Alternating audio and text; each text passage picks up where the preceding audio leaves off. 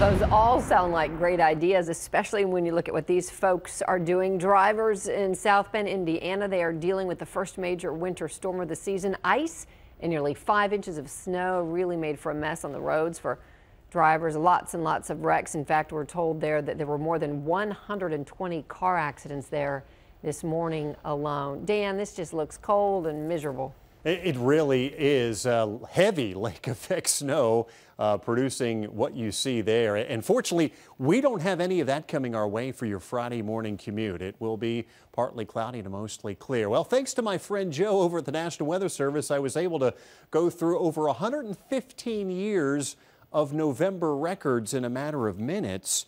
And the only week that we could find where we had 7 consecutive days with high temperatures below 50 degrees was November 1898. That's when records first began being kept officially for the Dallas-Fort Worth area. That's the top line you see there. We had temperatures that ranged as high as 49, as low as 37 back in November of 1898.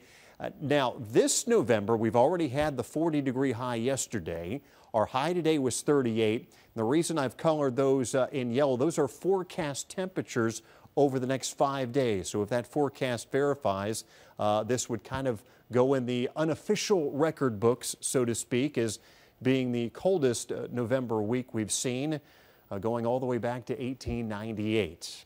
Currently 32 in Dallas, 31 in Fort Worth and in Richardson. It's 30 in Louisville. Winds are fortunately light, so not creating too much of a wind chill out there.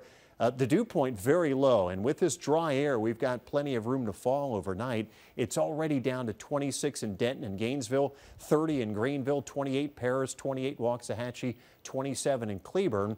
We've got wind chills as low as the upper teens now in Gainesville and Denton, and it feels like 21 in Cleburne and 26 in Dallas when you factor in the wind chill. Overnight low temperatures tonight, 19 in Jacksboro, 20 in Weatherford, about 21 in Stephenville, lower 20s in Cleburne, 19 tonight in Gainesville, 21 McKinney, upper teens in Denton, 22 Greenville, 21 Paris, 23 Kaufman, about 23 the expected low in both Canton and Athens, and 24 in Corsicana. So into the deep freeze we will go tonight with a hard freeze in all areas. Wind chills early tomorrow morning in the upper teens. I think we will eclipse the 40-degree mark tomorrow afternoon.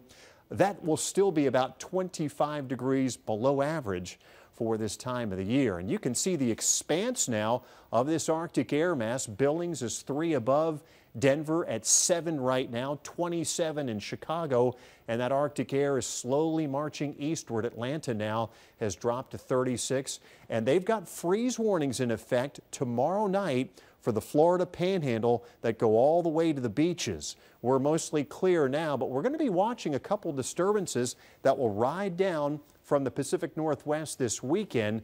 The first one will be a weak one. There'll be mild southeasterly winds, so just a slight chance of some plain rain Saturday afternoon, Saturday night, but we get a stronger reinforcing push of cold air ahead of the second disturbance on Sunday, so that we may be dealing with some chilly rain Sunday afternoon that could transition over to some wet snow or sleet as we head into late Sunday afternoon, Sunday night. Fortunately, the moisture very limited with this system, and so there would only be some light amounts. 44 tomorrow, 49 on Saturday, 45 on Sunday. A couple more freezes Monday and Tuesday mornings. Highs Monday and Tuesday in the 40s, and then we finally thaw out with 50s on Wednesday and 60s on Thursday.